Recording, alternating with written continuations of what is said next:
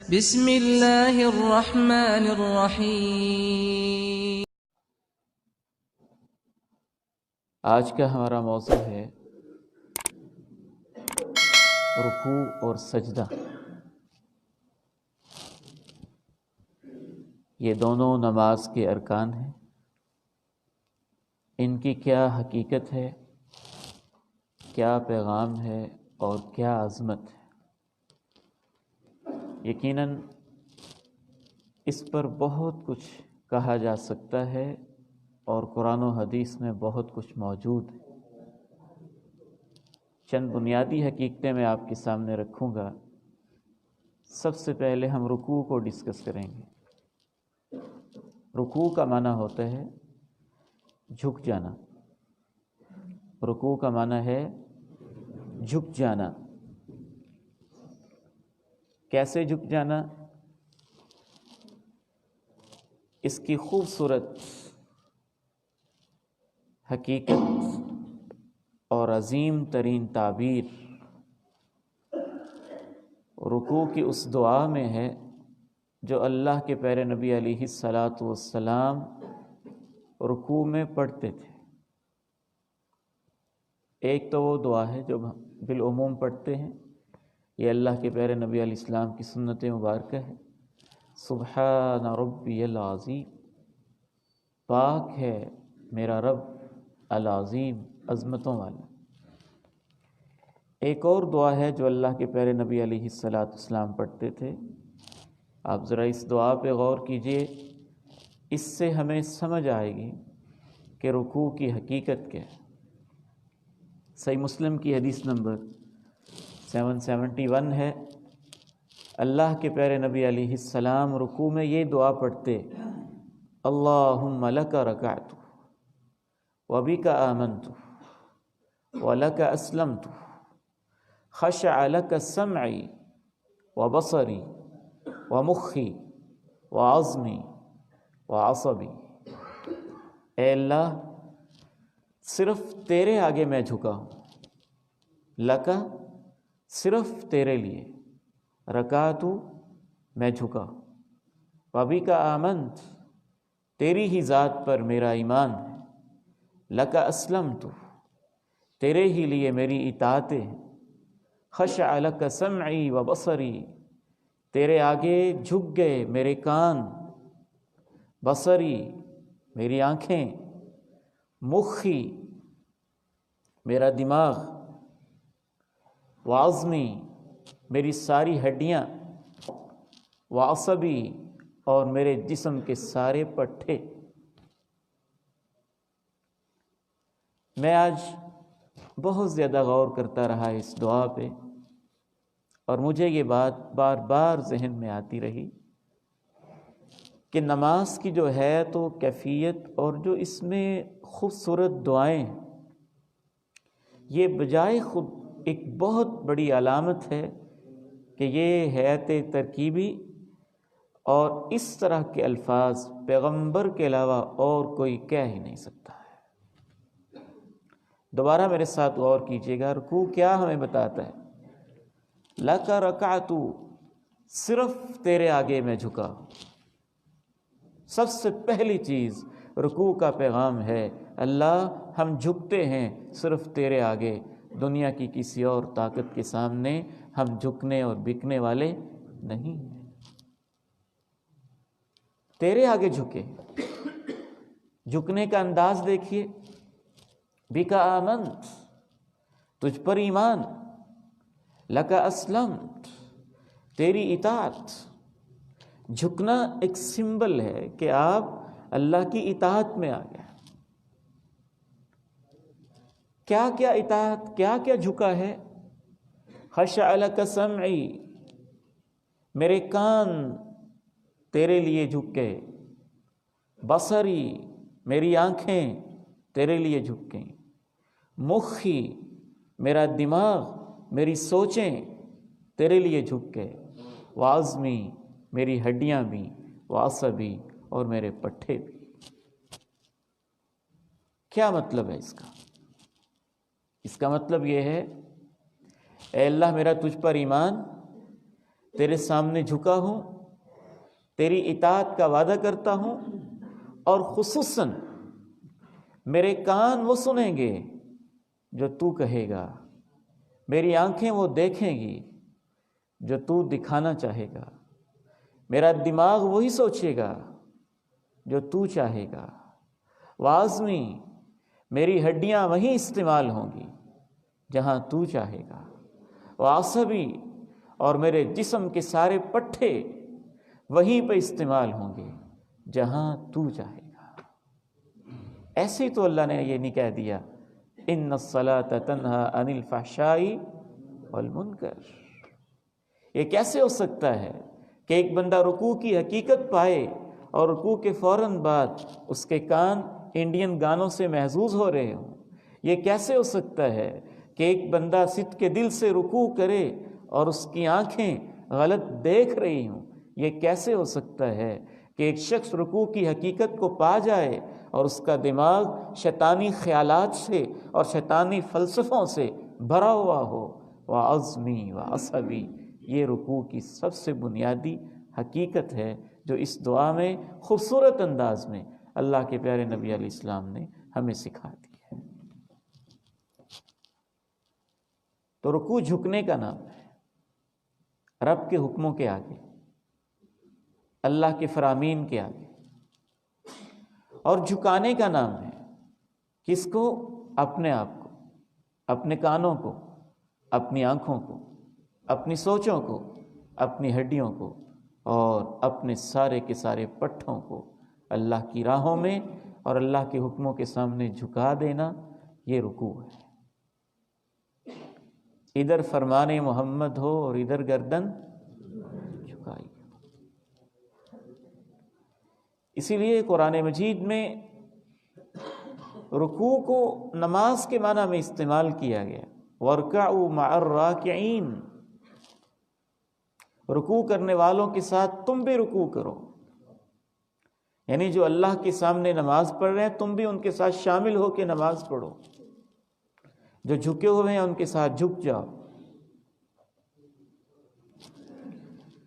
اور رسول اللہ صلی اللہ علیہ وسلم نے یہ ارشاد فرمایا، لا صلاة لمن لا يقیم صلبہ فی الرکوع والسجود، رکوع اور سجدے کے اندر جو اپنی کمر کو صحیح جھکا کے سیدھا نہیں کرتا ہے اس کی نماز نہیں ہے۔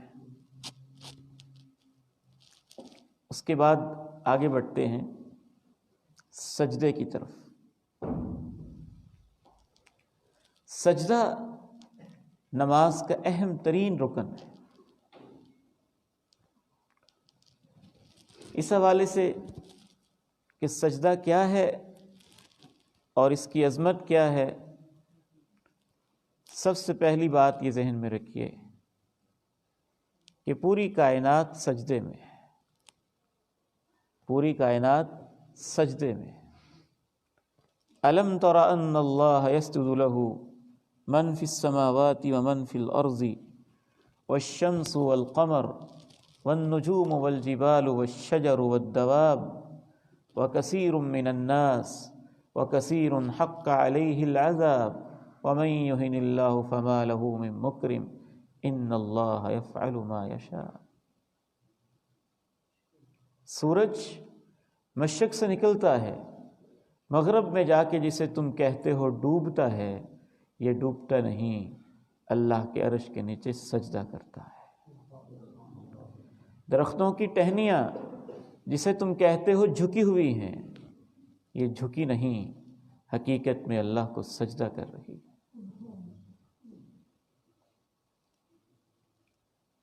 چاند بھی اللہ کو سجدہ کرتا ہے، ستارے بھی اللہ کو سجدہ کرتے ہیں، والجبال پہاڑ بھی، والشجر درخت بھی، والدواب سب کے سب جاندار بھی۔ بلکہ کبھی کبھی میرا احساس یہ کہتا ہے، جب میں کسی بکری کو دیکھتا ہوں، بھیڑ کو دیکھتا ہوں، تو اس کی جھکی ہوئی گردن اور چار ٹانگیں اور پوری زندگی اس کا یہ انداز، یوں لگتا ہے جیسے ساری زندگی وہ اللہ کو رکوع کر رہی ہے۔ ألم تر أن الله يسجد له من في السماوات ومن في الأرض والشمس والقمر والنجوم والجبال والشجر والدواب وكثير من الناس، بہت سارے انسان بھی سجدہ کر رہے ہیں، وكثير حق عليه العذاب، جو سجدہ نہیں کر رہے ان کے اوپر عذاب لازمی ہو گیا ہے۔ وَمَن يُهِنِ اللَّهُ فَمَا لَهُ مِن مُكْرِمٍ، جسے سجدے کی توفیق نہیں، اس آیت سے معلوم ہوتا ہے کہ اللہ نے اس کو ذلیل کر دیا ہے۔ ان اللہ یفعل ما یشاء، اللہ جو چاہتا ہے سو کر گزرتا ہے۔ سورہ رحمان میں بھی وَالنَّجْمُ وَالشَّجَرُ يَسْجُدَانِ، حتیٰ کہ اللہ تعالیٰ نے قرآن مجید میں تو یہ بھی کہا ہے کہ ہر چیز کا سایہ جو ہے جب زمین پہ پڑ رہا ہوتا ہے حقیقت میں وہ اللہ کو سجدہ کر رہا ہوتا ہے۔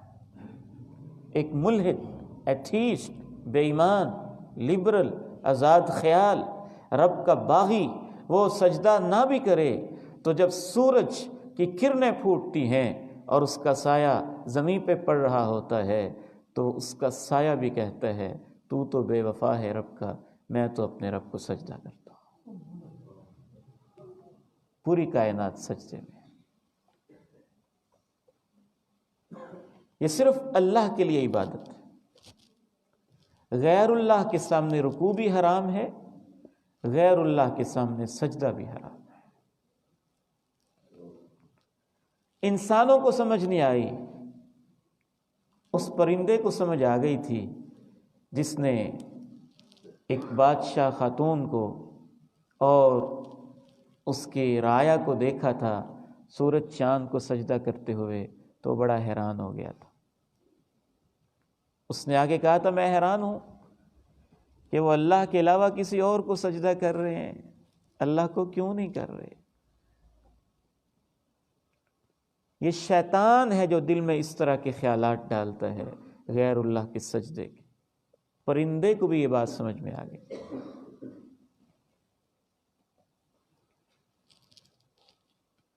سجدہ ہی تو ہے جس سے انکار کی وجہ سے شیطان ذلیل و رسوا ہوا تھا۔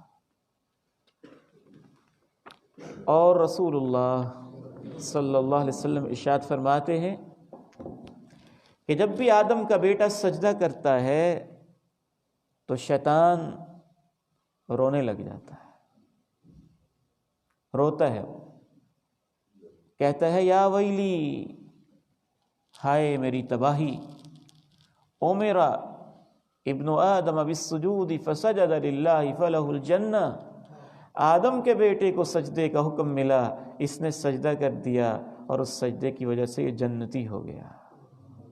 وَأُمِرْتُ بِالسُّجُودِ، مجھے سجدے کا حکم دیا گیا، فَأَبَيْتُ، میں نے انکار کر دیا، فَلِيَ النَّارِ، میرے لیے جہنم۔ شیطان روتا ہے، جب بھی آدم کا بیٹا سجدہ کرتا ہے تو شیطان رونے لگ جاتا ہے۔ یہاں امام اسحاق ابن راہویہ کی ایک بات عرض کرنا چاہوں گا۔ امام اسحاق رحمہ اللہ فرمایا کرتے تھے کہ شیطان ایک سجدہ نہ کرنے کی وجہ سے جنت سے نکال دیا گیا۔ آدم کا وہ بیٹا جو روزانہ 20 سجدوں کا انکاری ہے، وہ انکار کر کے جنت میں کیسے جا سکتا ہے؟ تو جنت میں تھا تو تکبر کی وجہ سے اس کو نکال دیا گیا۔ سجدے سے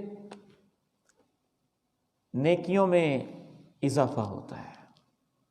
کتنا اضافہ ہوتا ہے؟ لمبی حدیث ہے، میں اس کو شارٹلی بیان کر رہا ہوں۔ اللہ کے پیارے نبی علیہ السلام نے اپنے ایک صحابی سے کہا تھا علیک بکثرت السجود، کثرت سے سجدے کیا کرو، بہت زیادہ سجدے کیا کرو۔ اور یہ اصول آپ نے ذہن میں رکھنا ہے کہ جب بھی حدیث میں آتا ہے نا زیادہ سجدے کیا کرو تو اس کا مطلب یہ ہوتا ہے زیادہ نوافل پڑھا کرو، کیونکہ نماز کے علاوہ یوں سجدے بار بار کرتے جانا اس کا تو کوئی ثبوت نہیں ہے نا حدیث میں۔ زیادہ سجدے کیا کرو مطلب کیا ہے؟ زیادہ نفل پڑھو، زیادہ نماز پڑھو۔ علیک بکثرت السجود، بہت زیادہ اللہ کے حضور سجدے کیا کرو۔ فَإِنَّكَ لَا تَسْجُدُ لِلَّهِ سَجْدَةً إِلَّا رَفَعَكَ اللَّهُ بِهَا دَرَجَةً، جب بھی تم ایک سجدہ کرتے ہو اللہ تمہارا ایک درجہ بلند کر دیتا ہے۔ یہ درجہ کتنا ہوتا ہے ہم نہیں جانتے، لیکن بعض احادیث میں یہ بتایا گیا ہے کہ جنت کے 100 درجے ہیں اور ایک درجہ اتنا ہے جتنا زمین آسمان کا فاصلہ ہوتا ہے۔ وَحَطَّ عَنْكَ بِهَا خَطِيَّةً، اور اسے ایک سجدے کی وجہ سے تمہاری خطا معاف کر دیتا ہے۔ حضرت ربیعہ ابن کعب الاسلمی رضی اللہ تعالی عنہ صحابی رسول تھے، خادم تھے، آپ کی شوق سے خدمت کرتے، وضو کرنا ہوتا پانی لے آتے، برتن رکھ دیتے، انتظامات کرتے۔ آپ نے ایک دفعہ کہا ربیعہ کچھ مانگو، یعنی تم کہو گے میں اللہ سے دعا کروں گا اللہ دے گا۔ میں نے کہا مرافقتک فی الجنہ، اے اللہ کے پیارے نبی دنیا میں آپ کے ساتھ ہوں، میں یہ مانگنا چاہتا ہوں کہ جنت میں بھی آپ کا ساتھ ہی نصیب ہو جائے۔ کہا ربیعہ اب غیر ذالک، اس کے علاوہ بھی کچھ مانگنا چاہتے ہو؟ کچھ اور مانگو۔ کہا ہوا ذاکا، اور بھی سوچوں تو دوبارہ یہی مانگتا ہوں کہ جنت میں آپ کا ساتھ مل جائے۔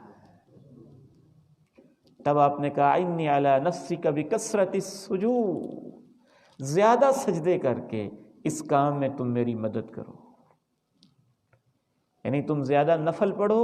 جیسے جیسے تم نفل پڑھتے جاؤ گے مطلب یہ ہوا تمہارے درجے بلند ہوتے جائیں گے، اور کثرت نوافل سے تم ایسے درجے پہ پہنچ جاؤ گے کہ تم جنت میں میرے ساتھی ہو جاؤ گے۔ بہت عظیم چیز ہے سجدہ۔ رسول اللہ صلی اللہ علیہ وسلم زندگی کے آخری لمحات گزار رہے ہیں، چہرہ انور پہ کپڑا ہے، مرض الموت کی تکلیفیں ہیں، مسجد میں چل کے آنے کی ہمت نہیں، کپڑا ہٹایا، صحابہ کو دیکھا نماز پڑھ رہے ہیں، اتنے خوش ہوئے ہوں گے کہ میری زندگی بھر کا حاصل اور زندگی بھر کی محنت آج مسجد کو آباد کر رہے ہیں، نماز پڑھ رہے ہیں۔ تو اس موقع پہ مرض الموت میں جب مسجد میں آنے کی ہمت نہیں، کپڑے کو ہٹاتے ہوئے آپ نے کہا اے میرے صحابہ اما السجود فاجتہدوا فی الدعاء، رکوع میں سبحان ربی العظیم کہہ کے عظمت اللہ کی بیان کرو، سجدے میں دعاؤں میں لگ جاؤ، فَقَمِنٌ أَن يُسْتَجَابَ لَكُمْ، سجدے میں جو تم دعائیں کرو گے اللہ قبول کرتا جائے گا، اس کی قبولیت کے امکانات بہت زیادہ ہو جاتے، کیونکہ شیخ الاسلام امام ابن قیم الجوزیہ رحمہ اللہ تعالی ارشاد فرماتے ہیں کہ سب سے معزز انسانی جسم کا حصہ اور انسانی باڈی کا جو پارٹ ہے وہ اس کا چہرہ ہے۔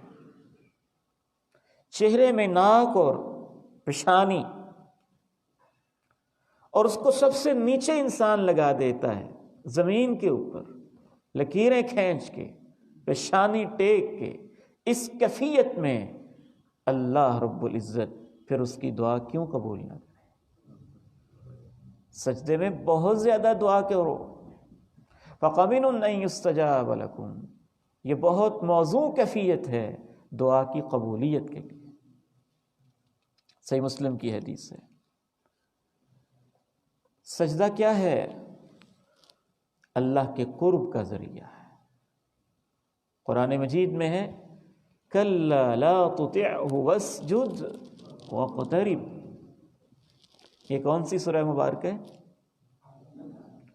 سورۃ العلق، اور سب سے پہلی وہی کس صورت میں ہے؟ اسی صورت میں ہے نا، اقرأ بسم ربک الذی خلق۔ شیخ الاسلام امام ابن تیمیہ کے شاگرد رشید امام ابن القیم الجوزیہ رحمہ اللہ تعالی، یہ دونوں ہماری تاریخ کی بڑی عظیم شخصیات، بہت گہرائی سے انہوں نے دین کو سمجھا ہے۔ امام ابن قیم فرماتے ہیں کہ سب سے پہلی وحی اتری تو سب سے پہلا حکم پڑھنے کا تھا، اور اس سورت کی سب سے آخری آیت سجدے کی ہے۔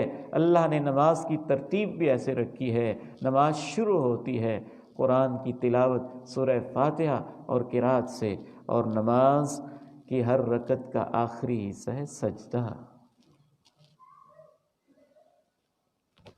رسول اللہ صلی اللہ علیہ وسلم ارشاد فرماتے ہیں، بیٹے آپ کی توجہ چاہیے، پیارے بیٹے، پیارے بچوں، یہ درمیان والے بچے کو میرے پاس بھیج، ادھر آ جائیں آپ بیٹے، ادھر آئیں۔ اقرب ما يكون العبد من ربه وهو ساجد فاکثر الدعاء، سب سے زیادہ انسان اللہ کے قریب اس وقت ہوتا ہے جب وہ سجدے کی حالت میں ہوتا ہے، اس لیے اس میں کثرت سے دعا کیا کرو۔ سجدوں سے چہرے پہ نور آتا ہے، چاہے وہ رنگ کا سیاہ بھی ہو پھر بھی چہرے پہ نور آتا ہے، ایمان کا نور، روحانیت کا نور۔ سیماہم فی وجوہہم من اثر السجود، سجدوں کے نشانات کی وجہ سے ان کے چہروں میں نشانیاں ہیں، ایمانیت کی، ایمان کی، روحانیت کی نشانی۔ بعض اسلاف کہا کرتے تھے کہ جو شخص راتوں کو سجدے کرتا ہے صبح اٹھتا ہے تو اس کے چہرے پہ ایمان اور روحانیت کا نور ہوتا ہے۔ سجدہ غموں کا علاج ہے۔ آپ پریشان ہیں، سجدے میں آ جائیں۔ مصیبتیں ٹوٹ رہی ہیں، سجدے میں آ جائیں۔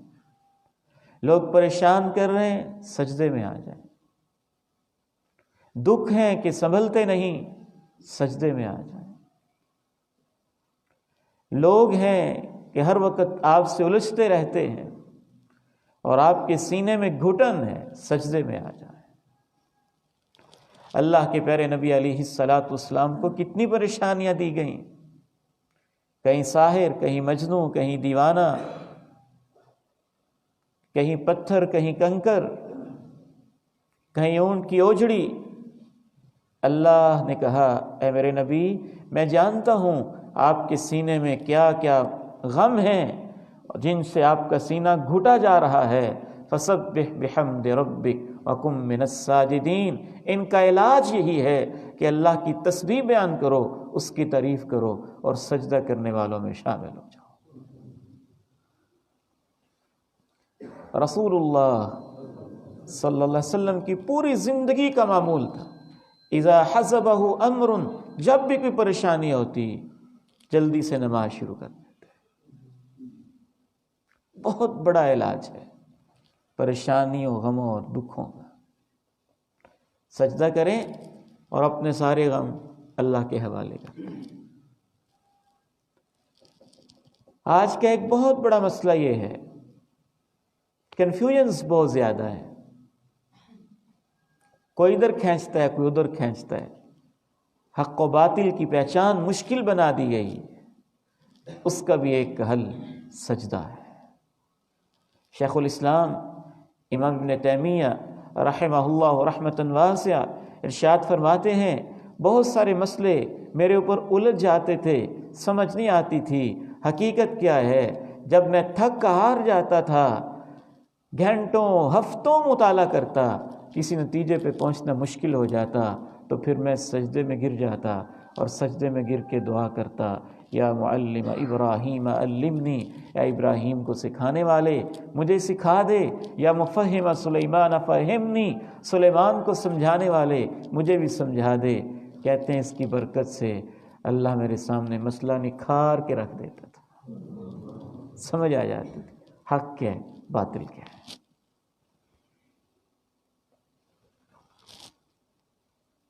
سلف صالحین کی تمنا ہوتی، اللہ ہمیں سجدے میں موت دیتے، یہ اتنی عظیم چیز ہے۔ باقاعدہ وہ دعا کرتے اللہ تعالیٰ سے، اور ہماری تاریخ میں سینکڑوں وہ لوگ ہیں جن کی دعا کو اللہ نے قبول کیا اور ان کو اللہ نے سجدے کی حالت میں اپنے پاس بلایا. اس پر باقاعدہ کتابیں موجود. ان میں سے ایک نوجوان کا واقعہ میں آپ سے شیئر کرنا چاہوں گا. یہ ایک نوجوان ہے، مسجد میں آتا ہے، قیام رکوع سجدے میں جاتا ہے اور سجدے کی حالت میں ہی فوت ہو جاتا ہے. جو لوگ پاس تھے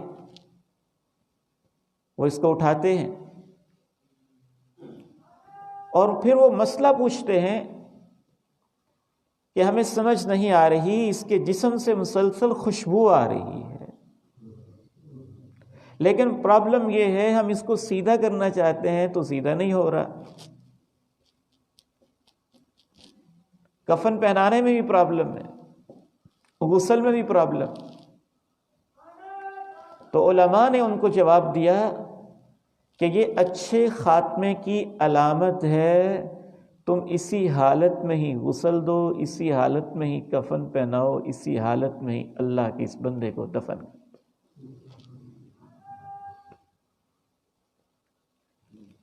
مولانا عبد الرحمن کیلانی رحمہ اللہ مفسر قرآن ہے.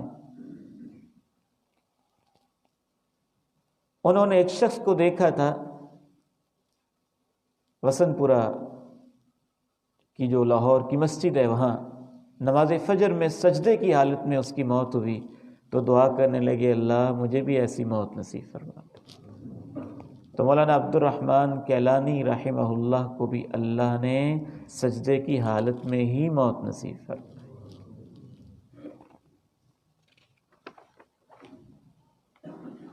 سجدہ 7 اعضاء پہ ہوتا ہے.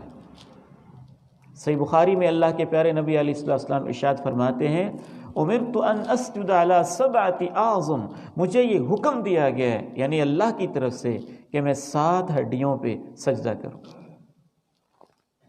دونوں ہاتھ، دونوں گھٹنے، دونوں پاؤں. کتنے ہو گئے؟ 6. ناک اور پیشانی کو آپ نے 1 شمار کیا، ناک اور پیشانی کتنے ہو گئے؟ 7. ناک، پیشانی، دونوں ہاتھ، دونوں گھٹنے، دونوں پاؤں. انسان جتنا بھی مجرم ہے، جس قدر بھی گناہگار ہے، اگر ان 7 اعضاء پہ سجدہ کرنے والا ہے، باقی گناہوں کی وجہ سے جہنم میں چلا بھی گیا اور جل کے کوئلہ بھی ہو گیا، تو سجدہ کرنے والے کے یہ 7 اعضاء اللہ نے ان کو جہنم کی آگ پہ حرام کیا. ان کو آگ ٹچ نہیں کر سکتی. یہ صحیح بخاری کی حدیث نمبر 806، بہت خوبصورت حدیث ہے. ان اللہ تعالی حرم علی النار مواضع السجود، سجدوں والی جگہیں اللہ رب العزت نے جہنم کی آگ پہ حرام کر رکھی.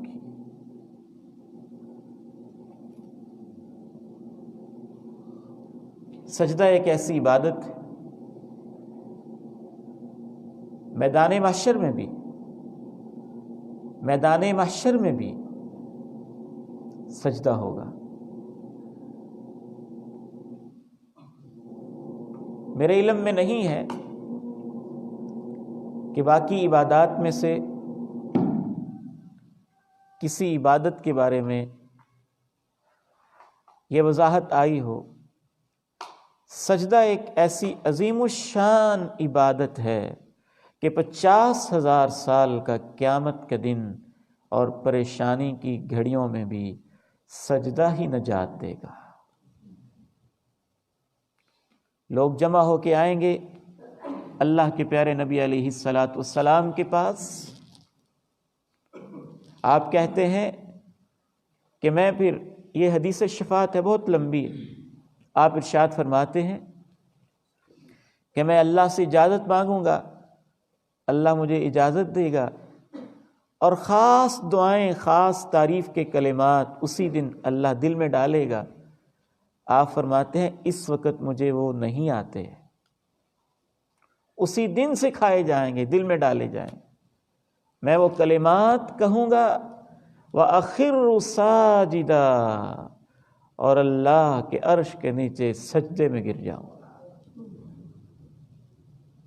مجھے کہا جائے گا ارفع رأسک، سجدے سے سر اٹھائیے، قل یسمع لک وسل تعطى واشفع تشفع، تمہارا سجدہ ہمیں اتنا پسند آیا ہے، جو کہو گے سنا جائے گا، جو مانگو گے دیا جائے گا، جو سفارش کرو گے قبول کی جائے گی۔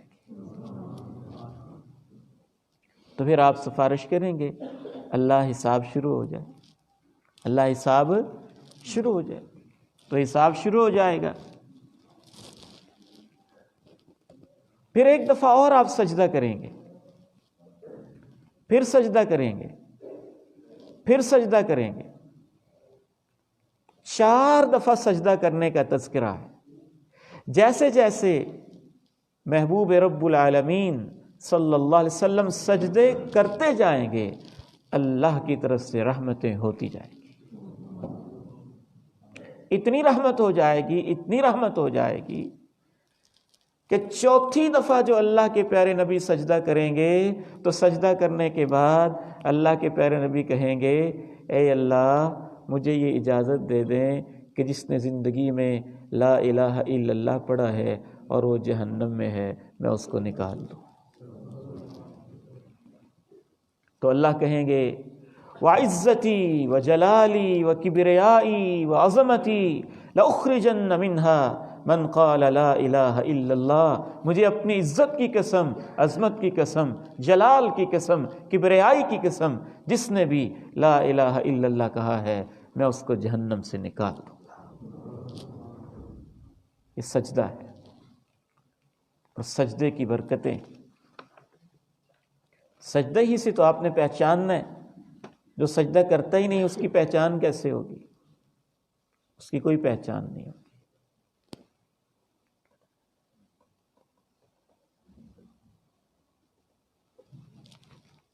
اور قیامت کے دن سجدے ہی سے اہل ایمان اور منافق علیحدہ علیحدہ ہو جائیں گے۔ یوم یکشف عن ساق ویدعون الی السجود فلا یستطیعون خاشعة ابصارهم ترہقهم ذلہ وقد كانوا يدعون الی السجود وهم سالمون۔ میدان محشر میں رب کریم اپنے جلال، اپنی عظمت کے ساتھ، کبریائی کے ساتھ تشریف لائیں گے۔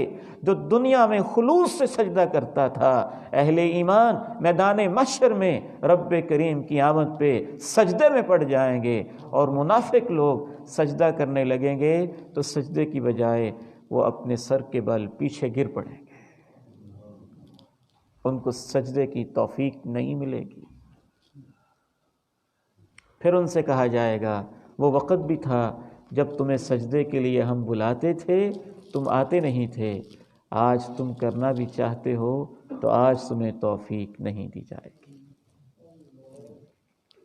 بہت بڑی نعمت ہے اللہ کے ہاں سجدہ ہو جائے انسان کا، تو انسان کو اور کیا چاہیے؟ تو رکوع میں ہم کون سی دعا پڑھتے ہیں جی؟ سبحان ربی پاک ہے میرا رب جو بہت ہی عظمت والا ہے۔ اب باقی چونکہ آپ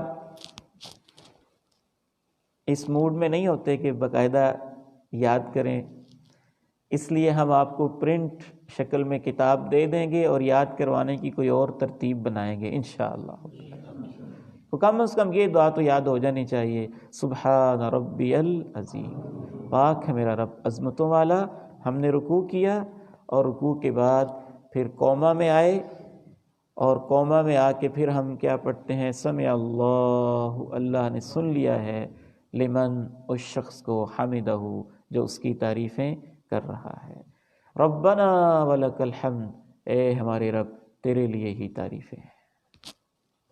امام ابن قیم فرماتے ہیں کہ یہ بندہ اس لیے کہتا ہے کہ جب بندہ جھک کے رکوع کرتا ہے تو رکوع کے بعد اسے احساس ہوتا ہے اللہ تیرا شکر ہے، تو نے مجھے اپنے سامنے جھکنے کی توفیق دی ہے۔ اس پر بندہ کہتا ہے اللہ ساری تعریفیں تیرے لیے، توفیق وہ دیتا ہے۔ پھر اس پر محبت کا غلبہ آتا ہے تو وہ سجدے میں چلا جاتا ہے۔ یہاں ایک دو چیزوں پہ میں نے بڑا غور کیا ہے، وہ میں آپ سے شیئر کرتا ہوں۔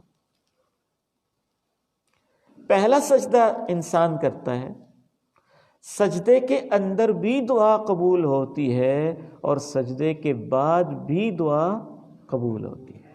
یہ دونوں باتیں یاد۔ سجدے کے اندر بھی دعا قبول ہوتی ہے اور سجدے کے بعد بھی دعا قبول ہوتی ہے۔ تو سجدے کے اندر بھی ہم کہتے ہیں سبحان ربی الاعلیٰ، پاک ہے میرا رب جو بہت اونچا ہے، اور بہت ساری دعائیں بھی اللہ کے پیارے نبی علیہ السلام سے ثابت ہیں۔ سجدے کے بعد پھر ہم اپنے لیے دعا کرتے ہیں رب اغفر لی، رب اغفر لی، اللہ مجھے معاف کر دے، اللہ مجھے معاف کر دے۔ ایک اور دعا بھی اللہم اغفر لی واہدنی وارحمنی وعافنی وارزقنی واجبرنی وارفعنی، اے اللہ مجھے معاف کر دے، مجھے ہدایت دے دے، مجھے عافیت دے دے، میری کمیاں کوتاہیاں اور میرے نقصان کا ازالہ کر کے اسے پورا کر دے، اے اللہ میرے درجات کو بلند کر دے، مجھے رزق دے دے۔ یہ ہم سجدے کے بعد دعا کرتے ہیں۔ پھر ہم دوبارہ سجدے میں چلے جاتے ہیں اور دوبارہ سجدے سے اٹھنے کے بعد آخری رکعت میں یا دوسری رکعت میں پھر ہم التحیات میں دوبارہ پھر دعائیں کرتے ہیں۔ پہلے سجدے کے بعد ہم صرف اپنے لیے دعا کرتے ہیں اور دوسرے سجدے کے بعد اللہ کے نبی پر درود بھیجتے ہیں اور تمام اہل ایمان کے لیے دعائیں کرتے ہیں، تمام اہل ایمان کے لیے دعائیں کرتے ہیں۔ یہاں پر ایک دو باتیں میں آپ سے عرض کرنا چاہتا ہوں۔ رکوع اور سجدے میں اطمینان ضروری ہے۔ جلدی جلدی والے جو سجدے ہیں نا، ان کو اللہ کے پیارے نبی علیہ السلام نے کہا ہے، مطلب یہ بنتا ہے اس حدیث کا، یہ سجدے نہیں، یہ ٹھونگے ہیں، کوے کی طرح۔ ٹھونگے نہیں مارنے، سجدے کرنے۔ اطمینان ضروری ہے رکوع میں اور سجدے میں، حتیٰ کہ ہر جوڑ اپنی جگہ پہ آ جائے۔ ایک اور عظیم سنت ہے، اس پر بھی تھوڑا سا ہم ڈسکس کرنا چاہتے ہیں۔ رکوع میں جاتے ہوئے اور رکوع سے اٹھتے ہوئے اللہ کے پیارے نبی علیہ الصلاۃ والسلام رفع الیدین کرتے تھے۔ کیا کرتے تھے؟ رفع الیدین۔ میں سمجھتا ہوں یہ ہماری بد نصیبی ہے کہ بہت سارے لوگوں نے، ہمارے بعض بھائیوں نے ان مسائل کو بھی فرقہ واریت کا مسئلہ بنا دیا ہے، دھکے سے بنا دیا، جبکہ یہ اللہ کے پیارے نبی علیہ الصلاۃ والسلام کی عظیم سنت مبارکہ ہے۔ اتنی عظیم سنت ہے کہ حضرت مالک ابن حویرث رضی اللہ تعالیٰ عنہ ارشاد فرماتے ہیں، جب بھی اللہ کے نبی نماز پڑھتے تکبیر تحریمہ کہتے اور تکبیر کے ساتھ اپنے ہاتھوں کو اٹھاتے، جب رکوع کرتے پھر اپنے ہاتھوں کو اٹھاتے، اور جب رکوع سے سر اٹھاتے پھر اپنے ہاتھوں کو اٹھاتے۔ یہ صحیح بخاری کی حدیث نمبر 737 ہے۔ اب صحیح بخاری میں تو پوری امت کا اتفاق ہے، پوری امت کا اجماع ہے، تو اتنی صحیح ترین کتاب میں جو اصح الکتب بعد کتاب اللہ ہے، اس سنت کے آنے کے باوجود اس سنت سے محروم رہنا میں سمجھتا ہوں کہ بد نصیبی ہے۔ حضرت وائل ابن حجر رضی اللہ تعالی عنہ صحابی رسول، اور یہ جس علاقے سے آتے تھے حضرموت کا علاقہ تھا، وہاں سے مدینہ پہنچنے میں تقریباً 6 مہینے لگ جاتے تھے۔ اتنا لمبا سفر طے کر کے آتے۔ یہ اسلام لائے ہیں 9 ہجری میں. 9 ہجری میں آ کے کہتے ہیں میں نے غور سے دیکھا کہ اللہ کے پیارے نبی کیسے نماز پڑھتے ہیں. سنن ابی داؤد کی حدیث نمبر 726 ہے. آپ کہتے ہیں کہ میں نے دیکھا کہ آپ قبلہ رخ ہو جاتے، اپنے ہاتھوں کو اٹھاتے، کانوں کے برابر لے آتے، پھر بائیں کو دائیں پہ رکھ دیتے، جب رکوع کرتے پھر ویسے ہی اٹھاتے جیسے پہلے اٹھایا تھا، اور جب رکوع سے سر اٹھاتے تو پھر بھی ویسے ہاتھ اٹھاتے. یہ ہاتھوں کو اٹھانا جو ہے نا، ہینڈز اپ، ایسے ہے جیسے آپ اللہ کے سامنے سرنڈر کر رہے ہوں. اللہ میرے ہاتھ کھڑے ہیں پوری دنیا سے، اللہ میرے ہاتھ خالی ہیں، میرے پاس کچھ نہیں. اللہ تیرے حکموں کو سمجھتے ہوئے پوری دنیا سے میں ہاتھ اٹھا کے تیرے قبلے کی طرف ان کا رخ کر کے تیرے دربار عالیہ میں اے اللہ میں حاضری دے رہا ہوں. عظیم چیز ہے، تواضع کی نشانی، عاجزی کی علامت ہے، اور خالی ہاتھ ہونے کی علامت ہے. صحابی رسول ہیں حضرت عقبہ بن عامر رضی اللہ تعالیٰ عنہ، کہتے ہیں کہ جو ایک دفعہ ہاتھ اٹھاتا ہے اللہ اسے 10 نیکیاں نصیب فرماتا ہے. رکوع سے پہلے آپ نے اٹھائے 10 نیکیاں، رکوع کے بعد اٹھائے 10 نیکیاں، تکبیر تحریمہ میں اٹھائے 10 نیکیاں. کتنی نیکیاں ہو گئیں؟ 30. تکبیر تحریمہ پہ تو سبھی اٹھاتے ہیں، رکوع سے پہلے اور بعد والے 20 نیکیاں شمار کریں تو 4 رکعات کے اندر کتنی ہو گئی؟ 80. اور پھر جی اس قدر عظیم نیکیوں سے بعض ہمارے پیارے بھائی نامعلوم کیوں محروم ہیں. بعض لوگ یہ کہتے ہیں کہ جی ان کے ہاتھوں میں بت ہوتے تھے اور بتوں کی وجہ سے ان کو کہا گیا تھا ہاتھ اٹھایا کرو، بعد میں یہ حکم منسوخ ہو گیا. یہ ایسی احمقانہ بات ہے نا، ہماری تاریخ کی جو انتہائی احمقانہ باتیں ہیں ان میں سے ٹاپ لسٹ کے اندر ایک یہ بھی نوٹ ہونی چاہیے. کیسی توہین ہے صحابہ کی، صحابی رسول اور بت اٹھا کے آ جائیں اللہ کے نبی کے پیچھے. وہ بھی پھر بت تو تکبیر تحریمہ سے گر جاتے ہوں گے، اگر ہیں بھی تو فرض کریں وہ فرض محال، تو پھر رکوع کے وقت جاتے ہوئے کیوں اٹھاتے تھے اور رکوع سے سر اٹھاتے ہوئے کیوں اٹھاتے تھے؟ بعض بھائی یہ کہتے ہیں کہ نہیں پہلے یہ حکم ہوتا تھا پھر منسوخ ہو گیا تھا. حضرت وائل ابن حجر مسلمان ہی 9 ہجری میں ہوئے ہیں جو اس حدیث کے راوی ہیں، اور 10 ہجری میں وہ دوبارہ آئے ہیں. پھر انہوں نے دیکھا کہ اللہ کے پیارے نبی ہاتھ اٹھا رہے ہیں، اور 11 ہجری میں ربیع الاول میں اللہ کے پیارے نبی وفات پا گئے ہیں.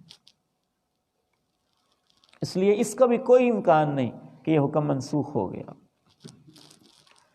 حضرت امام سعید ابن جبیر رضی اللہ تعالی عنہ سے کسی نے پوچھا یہ رفع الیدین کی حقیقت کیا ہے؟ کہا شیء تزین بہ صلاتک، یہ تمہاری نماز کی زینت ہے، نماز کا حسن ہے، نماز کا حسن ہے، نماز کی زینت. امام ابن حجر لکھتے ہیں کہ رفع الیدین کو بیان کرنے والے 50 صحابہ ہیں، اور واحد ایسی سنت ہے کہ ان 50 میں سے سارے کے سارے عشرہ مبشرہ بھی اس سنت کو بیان کرتے ہیں. حضرت عبداللہ ابن عمر اس سنت پہ اتنی سختی کرتے، جو رفع الیدین نہ کرتا جناب عبداللہ ابن عمر اس کے اوپر کنکر پھینکتے کہ تم اس سنت پہ عمل کیوں نہیں کر رہے ہو، آپ نے ایسے نہیں کرنا. وہ تو عظیم ہستی تھے نا، ہم نے تو اپنے بھائیوں کو پیار محبت سے ہی سمجھانا ہے نا، ان تک اس پیغام کو ہم نے کنوے کرنا ہے. اسے امام بخاری نے جزء رفع الیدین میں لکھی، باقاعدہ اس پہ امام بخاری نے کتاب لکھی. امام ابن قیم رحمہ اللہ نے ایک بڑی خوبصورت بات لکھی ہے، کہتے ہیں کہ رفع الیدین کی اتنی روایات ہیں، ان روایات کو پڑھ کے یوں لگتا ہے ہم اللہ کے پیارے نبی کو اپنی آنکھوں سے دیکھ رہے ہیں کہ وہ رفع الیدین کر رہے ہیں. اور میں پورے ایمان و یقین سے کہتا ہوں اور اللہ کے گھر میں بیٹھ کے کہتا ہوں، اس سنت پہ مجھے تو اتنا ہی یقین ہے جس طرح آپ کو یقین ہے۔ میں عبید الرحمن محسن بات کر رہا ہوں، اور مجھے یقین ہے یہ میرے صاحب حاجی صاحب بیٹھے ہیں، یہ فلاں بھائی بیٹھے ہیں، یہ فلاں بھائی بیٹھے ہیں، اور میں ایک عرصے سے آپ کو جانتا ہوں۔ الحمدللہ ہمیں اسی طرح سے یقین ہے کہ اللہ کے پیارے نبی علیہ السلام جب بھی نماز پڑھتے تھے، رکوع میں جاتے ہوئے، رکوع سے اٹھتے ہوئے بڑی محبت سے ہاتھ اٹھایا کرتے تھے۔ کوئی شک و شبہ نہیں ہے اس عظیم سنت کے اندر۔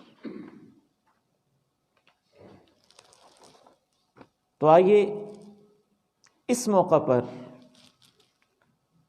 میں آپ سے ایک درد دل کی بات یہ کرنا چاہوں گا کہ یہ جو ہم کورس کر رہے ہیں، ضرورت اس بات کی ہے، جیسا کہ آپ نے میرے ساتھ وعدہ بھی کیا تھا کہ آپ نے گھر میں بچوں کو سکھانا ہے، سکھایا ہوگا بھائیوں نے انشاءاللہ۔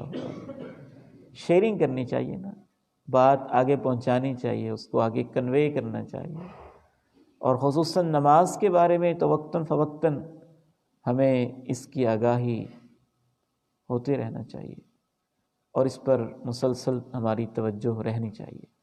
تو میں انشاءاللہ آپ سے توقع رکھتا ہوں کہ انشاءاللہ تعالی یہ جو فہم نماز کی تحریک ہے نا، اس کو ہم بہت دور تک پھیلائیں گے انشاءاللہ۔